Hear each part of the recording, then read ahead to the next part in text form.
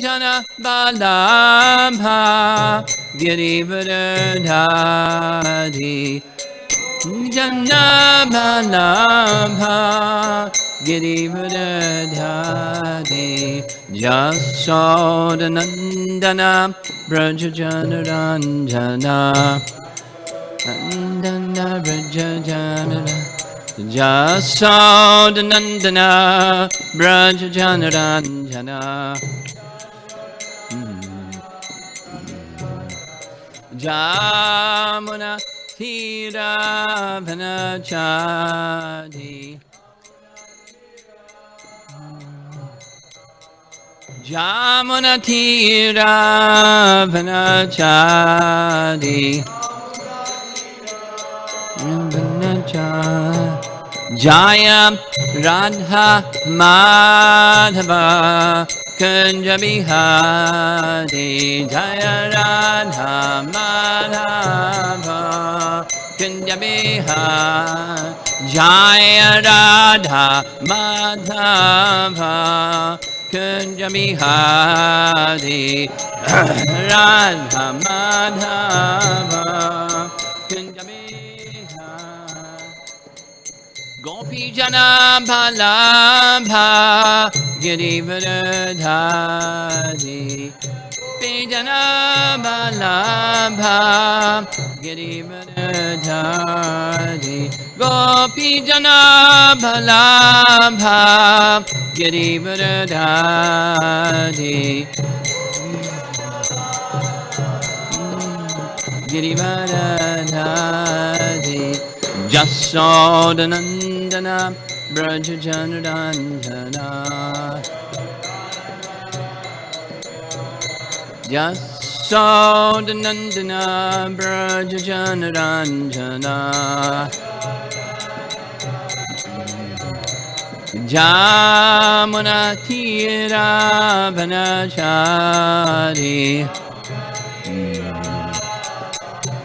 Jamuna Tira Vanachari Jaya Radha Madhava Kunja Bihari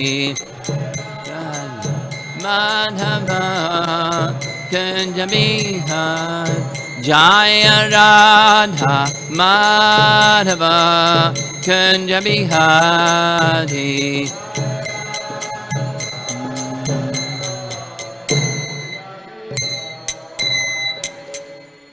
Jaya Vishnupad Paramahamsa Parivijagacharya Astatara Srimad His Divine Grace Romapada Swami Srila Prabhupada Ki Ananta Koti Vaishnavarinda Ki Grantaraj Srimad Bhagavatam Ki Gaur Premanandi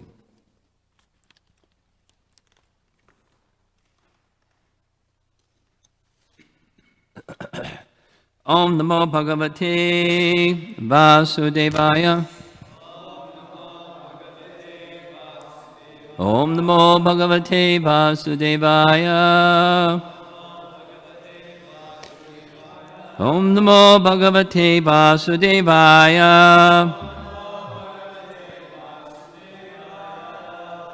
This morning is text 52. We're closing in on the end of the chapter, almost there. Chapter 24, Canto 8. Tvam sarvalokasya sarit priyeshvaro Yatma gurur jnanam abhishta siddhihi Tatapi loko na bhavantam andhadir Janati santam hridi baddha kamaha Tvam sarvalokasya suhrit priyeshvaro Yatma gurur jnanam abhishta siddhihi Tatapi loko na bhavantam andhadhir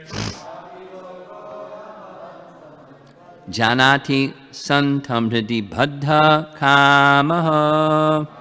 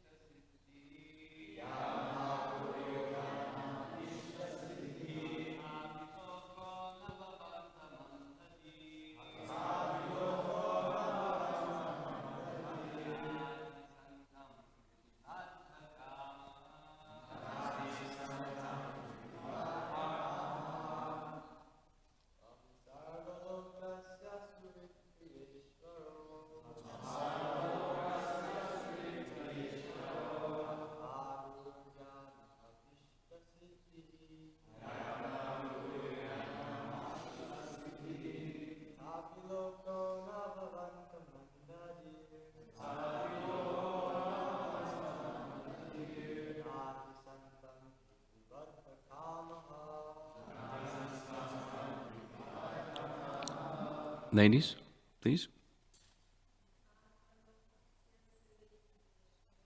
Tvam sarva lokasya surit priyeshvaro yatma guror jnanam abhishta siddhi tatapi loko na bhavantam antadhir janati santam hridhi baddha kamaha. Tam sarva lokasya surit priyeshvaro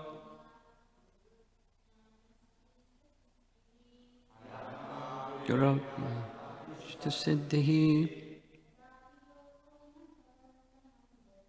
tatapi loko na bhavantam antadhir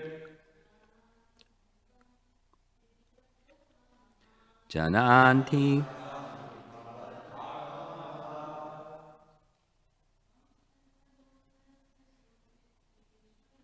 tam sarva lokasya surit priyeshvaro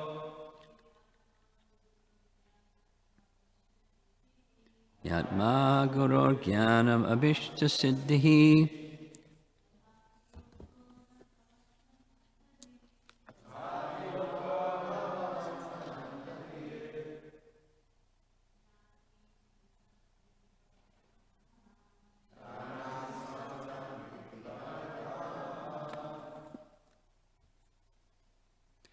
Tvam, you, my dear Lord, sarva lokasya, of all planets and their inhabitants, Suhrit, the most well-wishing friend, Priya, the most dear, Isharaha, the supreme controller, He also, Atma, the supreme soul, Guruhu, the supreme teacher, Jnanam, the supreme knowledge, Abhishta Siddhi, the fulfillment of all desires, Tata Api, still, Lokaha, persons, Na, not, Bhavantam, unto you, Anta Dehi, because of blind intelligence, Janati, can know, santam, situated, hridi, in his heart, Badha kamaha, because of being bewildered by material lusty desires. Translation, my Lord, you are the supreme well-wisher, well-wishing friend of everyone, the dearmost friend, the controller, the supersoul, the supreme instructor, and the giver of supreme knowledge, and the fulfillment of all desires. But, although you are within the heart, the foolish, because of lusty desires in the heart, cannot understand you. Purport by Srila Prabhupada. Herein the reason for foolishness is described, because the conditioned soul in this material world is full of materialistic lusty desires. He cannot understand the Supreme Personality of Godhead, although the Lord is situated in everyone's heart. Ishvara sarvabhutanam hrideshir juna tishtati. It is because of this foolishness that one cannot take instructions from the Lord, although the Lord is ready to instruct everyone, both externally and internally. The Lord says, Dadami buddhiyogam tam yena mamupiyanti te. In other words, the Lord can give instructions on devotional service by which one can return home back to Godhead. Unfortunately, however, people do not take this devotional service. The Lord, being situated in everyone's heart, can give one complete instructions on going back to Godhead, but because of lusty desires, one engages himself in materialistic activities and does not render service to the Lord. Therefore, one is bereft of the value of the Lord's instructions by mental speculation. One cannot understand that one is, one can understand that one is not the body, but a spirit soul. But unless one engages in devotional service, the real purpose of life is never fulfilled. The real purpose of life is to go back home, back to Godhead, and live with the Supreme Personality of Godhead, play with the Supreme Personality of Godhead, dance with the Supreme Personality of Godhead, and eat with the Supreme Personality of Godhead. These are different items of ananda, spiritual happiness, in spiritual variegatedness.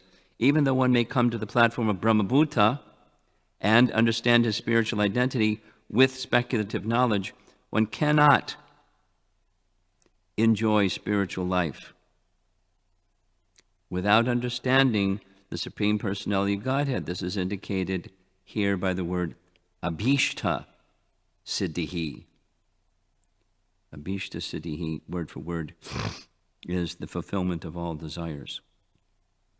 One can fulfill the ultimate goal of life only by engaging in devotional service to the Lord. Then the Lord will give one proper instructions how to go back home, back to Godhead.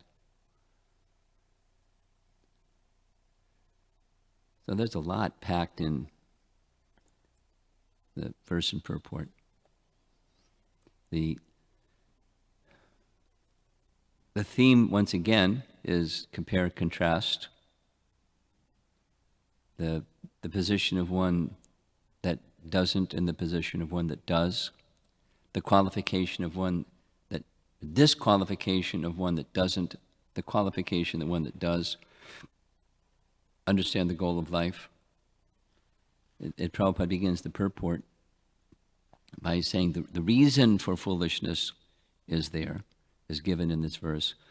And it's the last phrase, Badha kamaha. Badha is derived from the word buddhi, means intelligence, and specifically buddhi means spiritual intelligence, or the intelligence how to get to Krishna. And kamaha means desire. Now Prabhupada is translated as lusty desire, but read carefully in the purport. It's materialistic activities. So lusting is not just specific to sex desire. Commonly that's, the label of lust or the corresponding feature of lust. But lust means, in a broader sense, desiring to be the enjoyer of the objects of the senses. In a broader sense, it's lusting after the position of Krishna, because it's Krishna's energy, he's the enjoyer, and coveting the position of Krishna to be the enjoyer instead of Krishna, in a broad sense, that's lust. In a more specific sense, often Prabhupada would say the whole of materialistic life is driven by sex desire, meaning, that all the fruitive activities that people do is to create an arrangement or situation where sex desire can be fulfilled. He gives the example that in some countries, specifically he mentions in Japan, in order to improve economic development, they encourage sex desire because it increases economic development. And then the worry is if people become not attracted to sex desire or restrained in their sex drive, the gross national product will go down. So it's not good for the economy. So promote sex desire. So there certainly is a connection between the explicit attraction of sex and fruitive activities. But the broader sense is fruitive activities or material activities where one wants to be, in a lustful way, the enjoyer of Krishna's property. Sita without Ram. The kingdom of God without God. It's passion.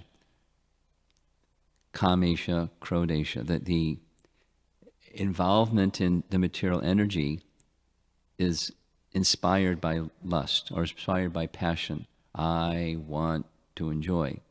And then you fill in the blank. It keeps changing, but the thing that doesn't change is the spirit of I want to be the enjoyer. That's this baddha kamaha. So because of that baddha kamaha, foolishness comes. And the other phrase that's in the verse is andha di. Andha di. Di again indicates that syllable. Di indicates intelligence. And andha di, we've heard each of the verses successively. The word andha means blind. Blind. Andha di, one's intelligence is blinded. That's the foolishness.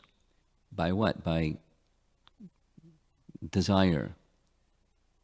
Specifically, lusty desire or kama badaha, intelligence that,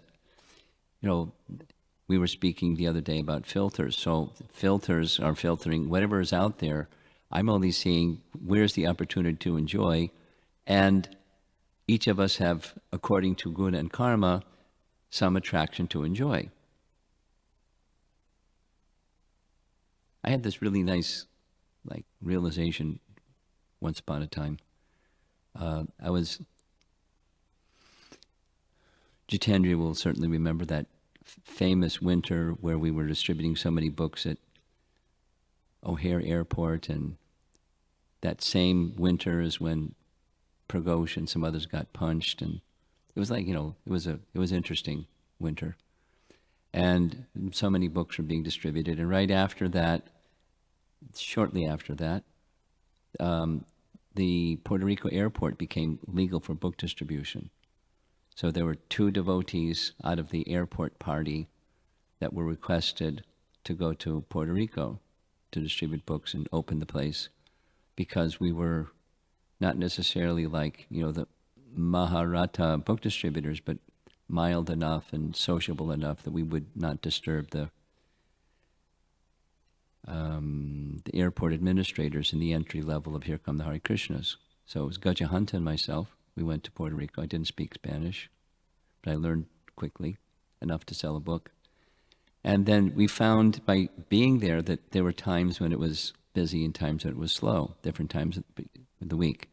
So we started exploring during the times it was slow. Maybe we thought, let's go to some of the other islands. And so we found out how to do that. And it was really good when we got there. But the way that you get there is something that I had never done before: pontoon airplanes. So you get on in a boat to go to an airplane or a dock there's an airplane that's got pontoons, and they take off with pontoons, and zoom, off you go. So we're flying over islands, looking down, and over there's a sugarcane plantation, and over there's a resort, and over there's a military base. And when you're flying in the air, it's at one island, another island, another island.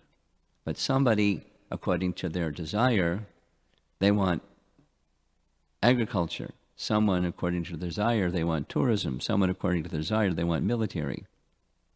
It's just, so what happens to the world, it's neutral, it's prakriti.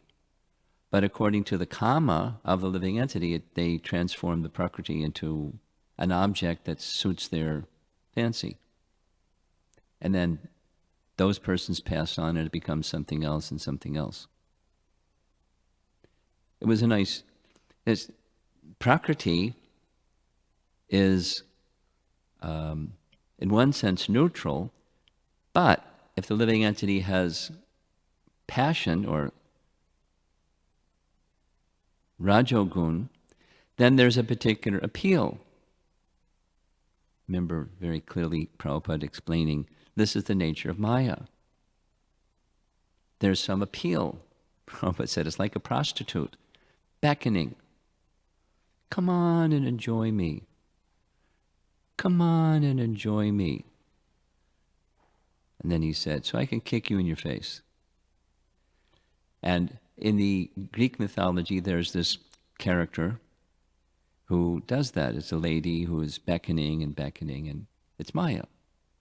So Maya is neutral in one sense, but if there's Maya act differently, if we're, as referred to in the purport, Brahmabhuta, neutral. Then Prakriti, or Maya, is neutral. She doesn't interfere. Unless we move again into the space of mode of passion, and then there's fall down from that Brahmabhuta platform.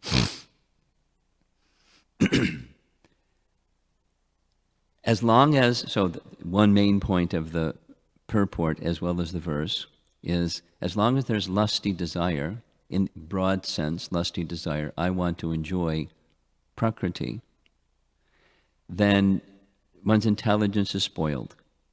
And one whose intelligence is spoiled cannot understand the goal of life from the previous verses. Sva artagatim. They can't. They can't. They can even agree notionally, but they can't even really understand what that notion means, to be in a relationship with God where you're simply serving Him. Because the other way is, I believe in God and He's my order supplier, and here's my inventory, is my shopping list, and He's got a big warehouse. So that's this abhishta siddhihi phrase in the verse. Abhishta siddhihi is He's the place where all desires are fulfilled. He's the place where all desires are fulfilled. So you go to Him because I've got all these desires, and then it's not devotional service. It's, even if it's theistic or impersonal. There's one of the many nice verses in the Bhagavatam is Queen Kunti's prayer,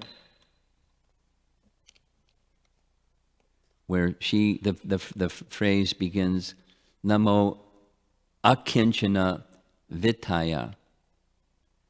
And the translation is that Kunti's saying, you are the master of the monists. So even for the monists, the Lord is their master. Their desire is, let me out of here. And He's the master that can get them out of there.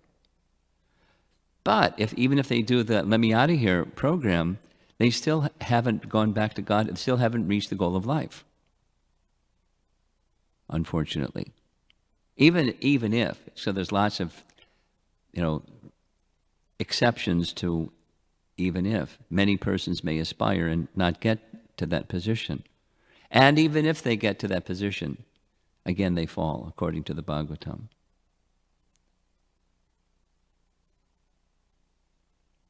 Avashuddha buddhaya. Because, again, this word buddhi, because intelligence is not purified. What's that purified? There's shelter at the lotus feet of Krishna. That's engagement in devotional service at the lotus feet of Krishna. If they don't have the association of a devotee and get it or accept the conclusion is engaged in devotional service to Krishna, they can't go back to Godhead. They can't know the goal of life. They can't know the Supreme Personality of Godhead. The other two preceding verses say the same thing. It's said here again, the ascending process doesn't work.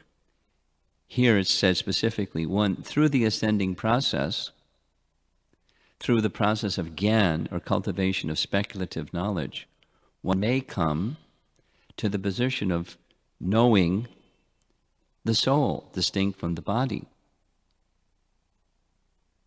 There's two verses in the Bhagavatam. One is in Krishna's instructions to Uddhava, but there's another that comes earlier in the second canto, where by the process of ascending cultivation of knowledge, one can come to the conclusion of Brahman. One may even come to the conclusion of the personality of Godhead. But without devotional service, you can't connect.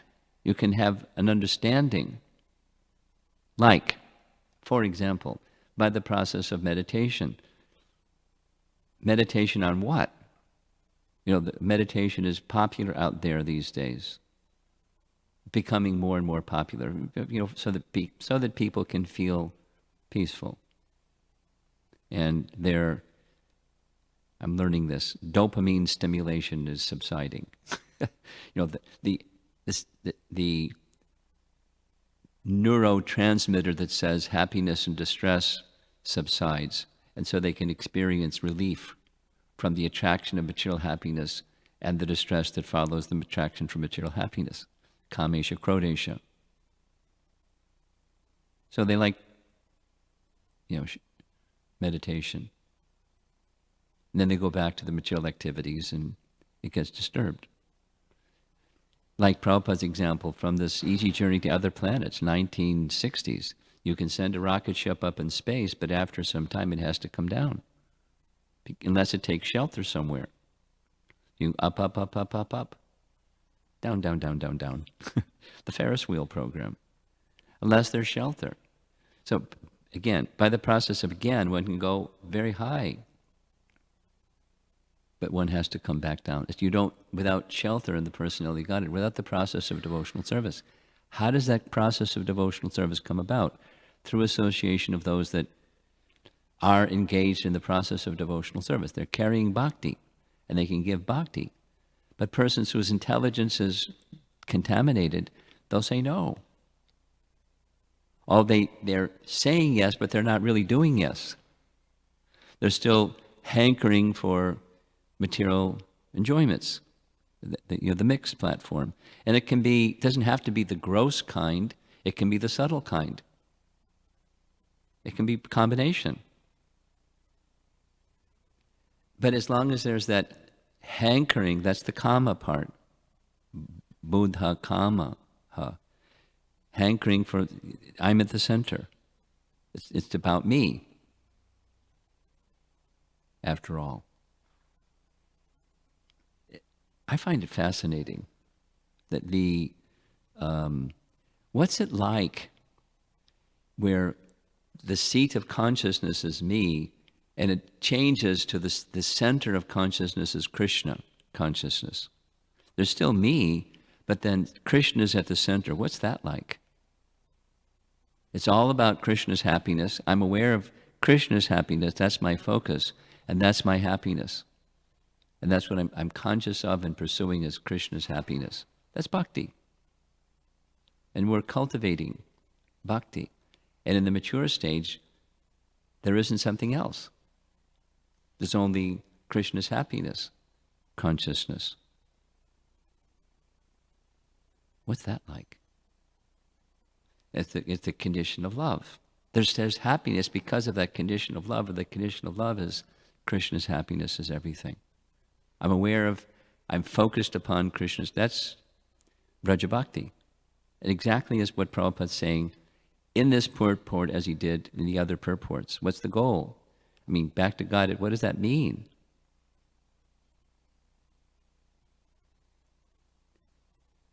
To live with the Supreme Personality of Godhead, play with the Supreme Personality of Godhead, dance with the Supreme Personality of Godhead, and eat with the Supreme Personality of Godhead.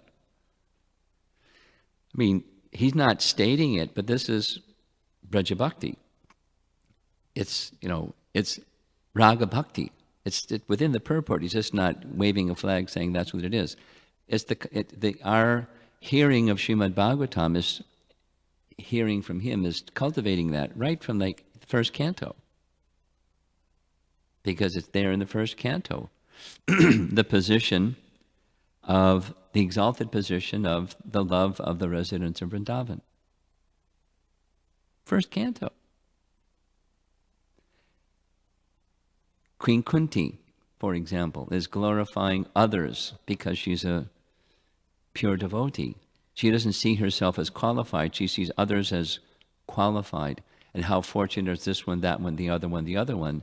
She doesn't even mention Mother Jasoda, and later Mother Jasoda's off the charts. The kind of love that Mother Jasoda has, I can't understand at all. Etc. The whole of the Srimad Bhagavatam is, through sound vibration, carrying us to that position.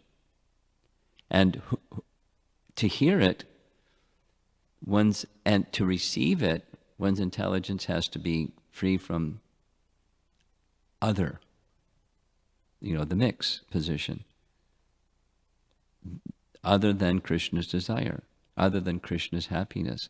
And the means to get to that no other than Krishna's happiness, it's all throughout the Bhagavatam. There's one other verse I wanted to mention, which comes from the original preceptor of our Sampradaya, Lord Brahma. Same message, just expressed in a very beautiful way, and often quoted in a very important verse, comes in chapter 14 of Canto 10, Brahma's prayers to Krishna, the whole chapter. After the stealing of the calves and the cowherd boys, and this exchange with Krishna where he sees something, it's just overwhelming, he faints and falls before Krishna and offers beautiful prayers. So the verse is text 3 of that chapter. It begins, Jnane prayasa udapasya namanta eva. Jnane prayasa. Jnane is knowledge, or in the vocative, Jnane prayasa. Prayasa means endeavor. Udapasya, completely giving up. Completely giving up the attempt to understand Krishna by the process of speculative knowledge. Now, speculative knowledge has, some utility, at least, theoretically, to understand I'm not this body. But it doesn't have any efficacy in bringing one to the position of loving devotional service. So, Jnane prayasa udapasya. Namanta eva. Namaha is offering obeisances. Eva, like exclusively. It's exclusive devotional service without any endeavor for speculative knowledge. Jnane prayasa udapasya namanta eva. San mukaditam bhavadiya vartan. It's being engaged in what we're doing right now, hearing the wonderful pastimes of the Personality Godhead in a heart that's not interested in gathering knowledge, in a heart that's interested in being engaged in my relationship or our relationship with Krishna. Through that sanmukaditam bhavadiya vartan, through that sound vibration. And being situated in that way, although the Supreme Lord connects immediately with what's being said in the purport, although he's unknowable, he's unconquerable, he can be known and he can be conquered. It's not like I become stronger than he is. It's just his mercy flows to one who has that heart, that disposition. And then nothing can stop that. No obstacle can stop that. But there are obstacles that can stop that. And that's from inside, it's not even from outside. Nothing from outside can stop Krishna's mercy flowing into the life of a devotee. But something inside can.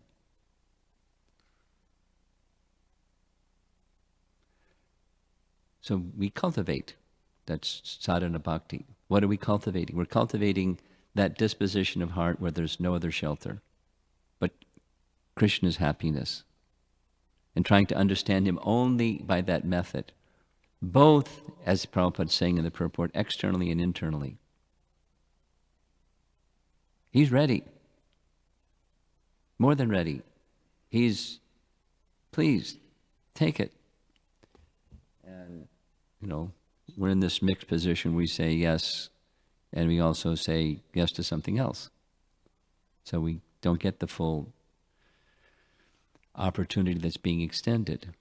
Therefore, sadhana, we regularly hear and continue to tune our hearts towards that gift that Bhagavatam wants to give and our disciplic succession wants to give, and what's really going to make us happy. Again, Prabhupada refers in the purport to the word ananda.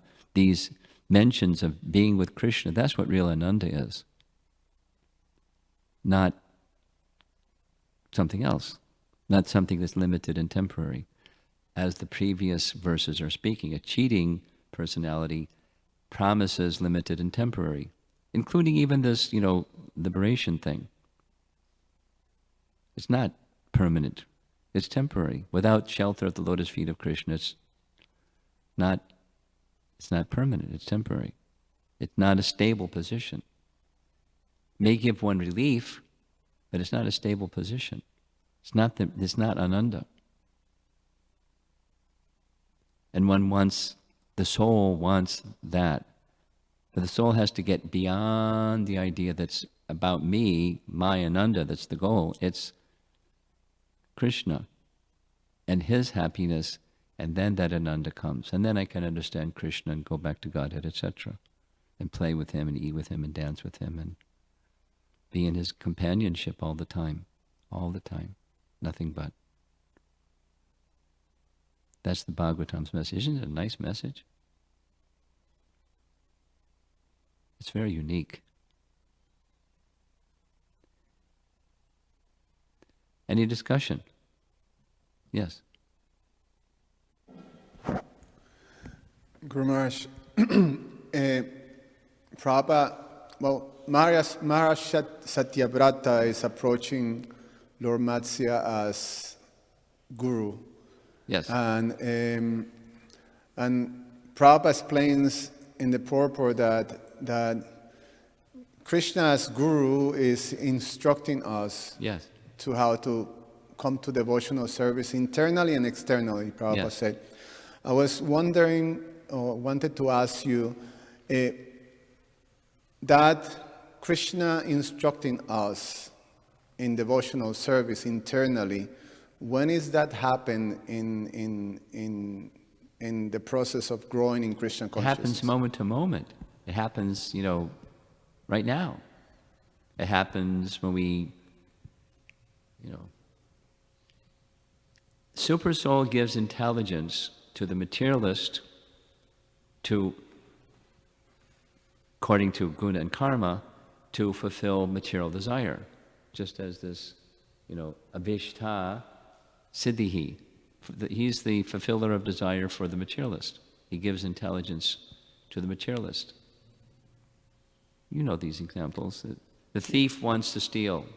So Super Soul is in his heart saying, go at night. Stay behind the tree because someone's coming. Okay, go ahead now. They passed. Supersoul is giving intelligence to the thief, to the cat, to jump on the table when the housewife is gone to take the milk. Krishna is in the heart of every living entity. You know, the fish to swim upstream to do their mating. Matings, you know, where does the intelligence come from to do that? Supersoul. And then the step in the direction of the Supreme, Supersoul gives that. So it happens at moment to moment. Then it's a question of, you know, how much how strong is our receptivity? It has a lot to do with the coverings. Even if one has a strong desire, the coverings may filter out. But, you know, so it's a mixed signal. Some material, something spiritual. But it happens as soon as one turns one's attention towards the Supreme.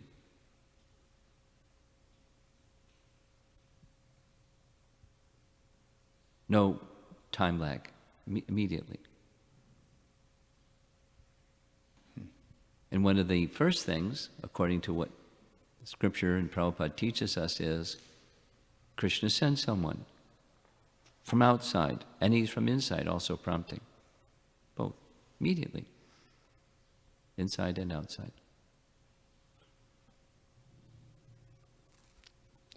Thinking also the obstacle is easier to read something like this and think, oh, I can have a relationship directly with Krishna, but Yes. you know, the external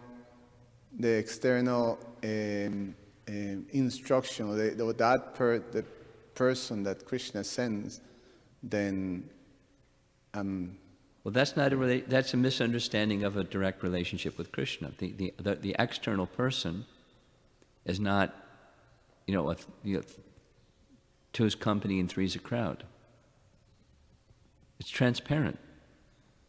Through the medium of, that's a direct relationship with Krishna. Minus the transparent medium of Krishna, it's not a relationship. It's something else. It's something, but it's not, you know, it's not the full something. It's a shadow of the something, of the real thing.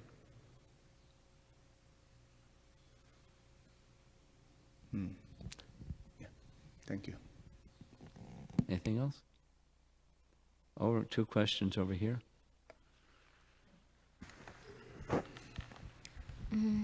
Maharaj, how to make more commitment to the reading of Srimad How Bhagavatam? to make more commitment? To reading the Srimad Bhagavatam. Bhagavatam.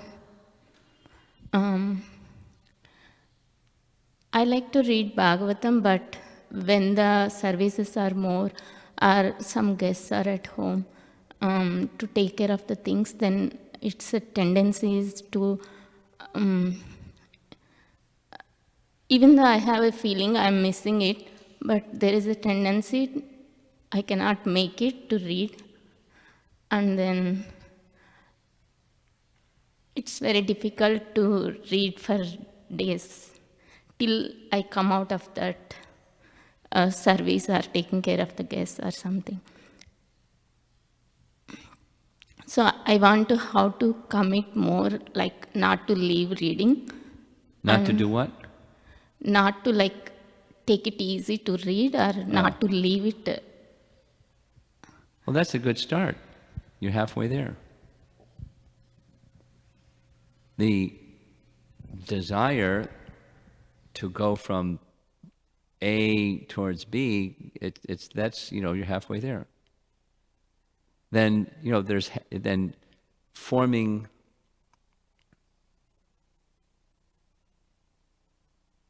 a habit takes more than just like forcing yourself. And maybe in the beginning it's just forcing yourself, or I make a commitment, and then it's just regulative.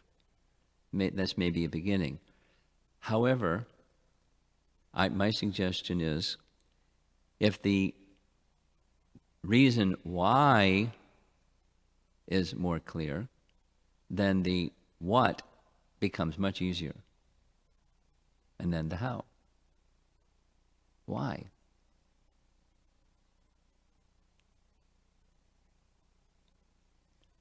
there's no harm in giving attention to the what and how, but it won't be sustainable. It'll be quite intermittent and not as satisfying. So go to the why. Why do we do this? I mean, there's many answers to that question, but ask the question, and the answers will come. And then when you have the answers, and that's what's inside, then it flows.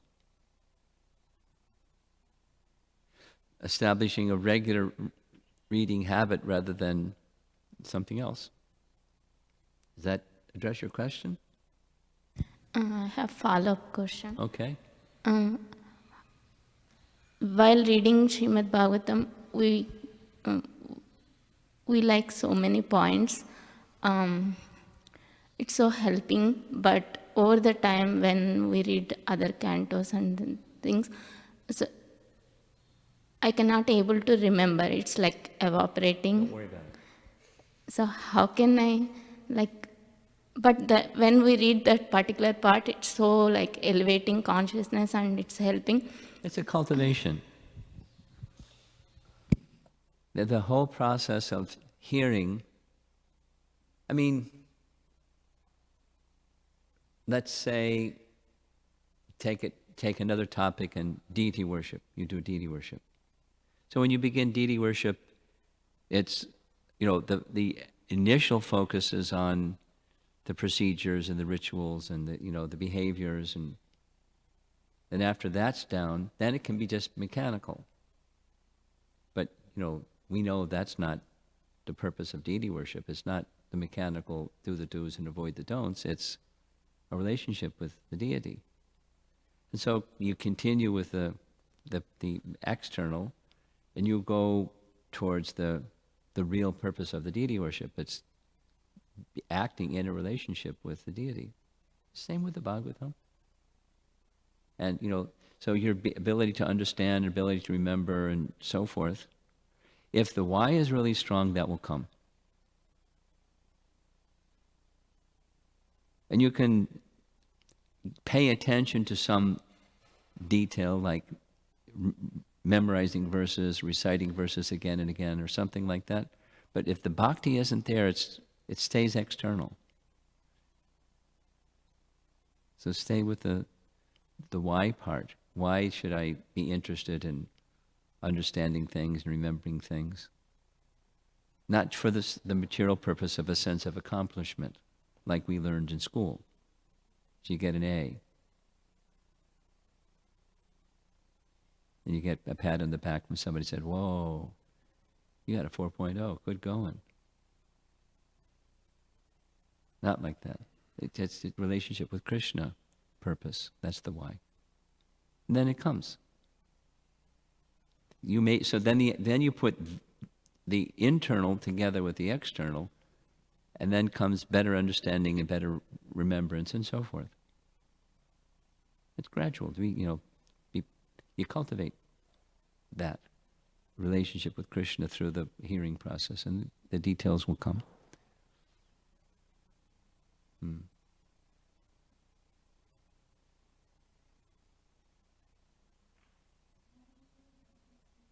Little louder. I was mentioning. She's on. She just has to hold it closer and speak a little louder. Bhakti can be stopped from the things which are coming from inside. Yes. Not stopped, but blocked. The power we won't experience the fullness of.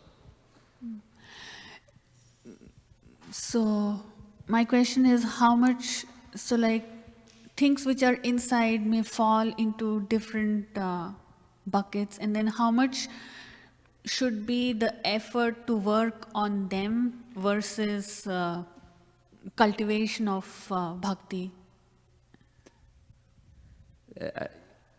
Easy question to answer.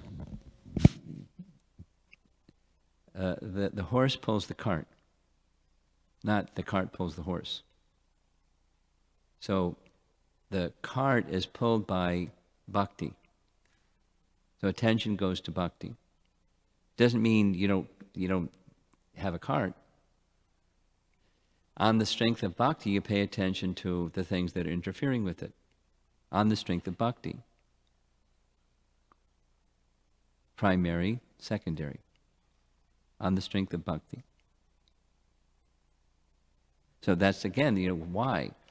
Because I want to be in my relationship with Krishna that's unobstructed. It's the relationship with Krishna. It's not so I can get some good marks in my report card that I overcame this obstacle, that obstacle, yay. But I want an unobstructed relationship with Krishna. So bhakti is the priority position. And on that strength I attend to other things to enhance that, fulfill that, purify, nurture that. Okay? Yes, over here.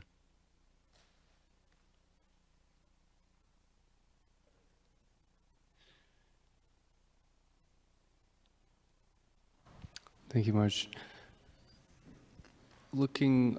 Trying to introspect more in terms of how much our desire for Krishna consciousness is motivated by, as you mentioned, our own desire, or more in the selfless, simply for the satisfaction of Krishna. Good introspection. The mind, yeah, if you want. So you have a question? Well, the question is how to distinguish. You mentioned that, and I find sometimes it can be deceiving where I'm doing activities or a mentality in devotional service, but the tendency may be more actually this is for my own satisfaction. So. Well, we were discussing this the other day, and it's kind of very simple. We're starting with a mix. So your question specifically is, okay, we're starting with a mix. How do I distinguish between it's for Krishna and how much is like I'm at the center of really I'm thinking about me. The false ego says it's about me. And until false ego dissolves, there's going to be a mix. So that's why I asked the question, what's it like when the false ego is gone? According to Lord Kapila Dev's teachings to Devahuti, bhakti has the power to dissolve the subtle body, which means false ego, material mind, material intelligence. It doesn't mean I don't have a sense of self. It doesn't mean I don't have a mind that has thinking, feeling, willing. It doesn't mean that I don't have intelligence, whether to turn left or right. Rather, the intelligence is in pursuance of Krishna's happiness. So that's the barometer or the meter to measure. And until that position, that's bhakti. It's about Krishna's happiness.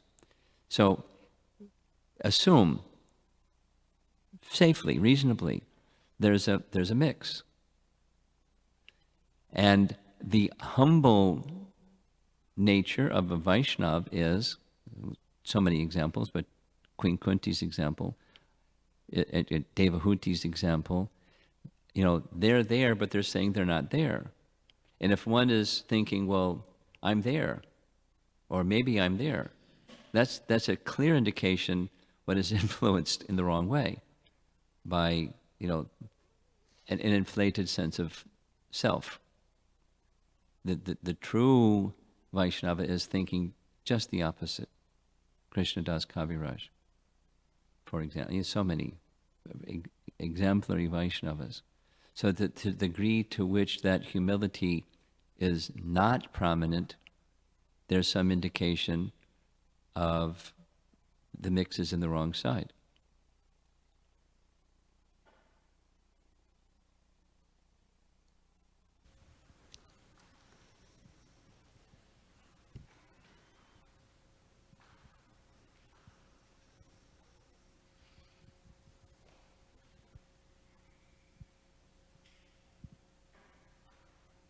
A comment, my thoughts are, it's not only our tradition that says this. Other traditions say this because devotion in service to the personality of Godhead is universal. It's not, we have a franchise and no one else can get it. It's a principle of life where there's no other interest. So, one way, in response to your question, when somebody steps on your toe, so to speak, what's your response? Not only verbally, but and emotionally, and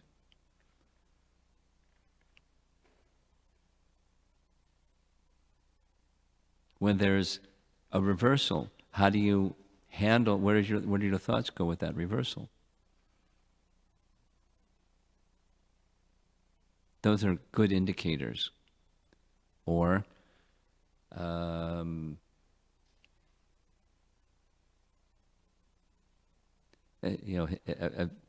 simple one. When you're, because something that you regularly do, you're before the deity and you're having kirtan.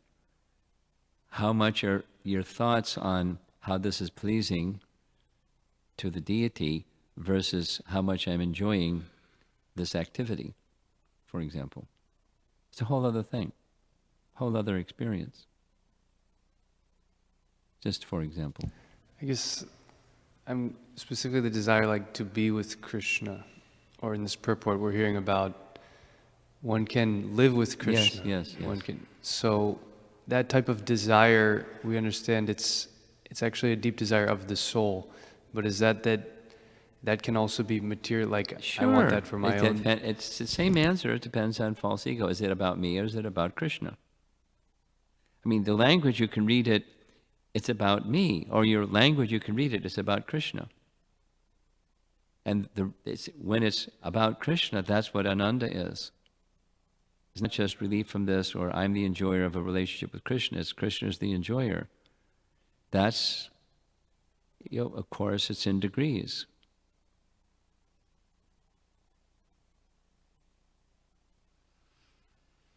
Yes, last question, right behind you. Hare Krishna, Guru Maharaj. I was just curious related to Acharya Nishta's question. So, you mentioned, the material side of lust. Yeah. And wanting to take Krishna's position as the enjoyer. In relation to what Acharya Nishta said about, wanting to be the enjoyer of being enjoyed by Krishna. To specify, is that desire to want the happiness that you get from it, serving Krishna, the bliss you get from making Krishna happy? We don't deny the soul's natural condition of happiness. Krishna is Satchitananda Vigraha, and we're tiny, Satchitananda Vigraha, in their spiritual identity. So Ananda is there. It's not to deny our Ananda. Otherwise, it's impersonal. But what is that fullness of Ananda? It's experiencing Krishna's happiness, and that's our happiness. So to hanker for that in our present position is fine. Just be realistic about the mix that's there. It's, I can hanker for that, but when my barometer for happiness is my happiness, not my happiness is Krishna's happiness. So we can hanker for that, but an obstacle is the mix, or the self-centeredness, the material consciousness that's really strongly within or behind or mixed in with I want Krishna's happiness, and the happiness of Krishna's happiness is my hankering. Mixed, especially at our present stage. Just be cautious about that. But hankering for that is good. That's Rupa Goswami's teaching. We should hanker for that. And let that hankering become stronger and stronger. And let it become purer and purer, not continue stronger and stronger but I didn't take out, the I'm at the center part. And then we're in a ditch. Thank you. Okay? Srila Prabhupada ki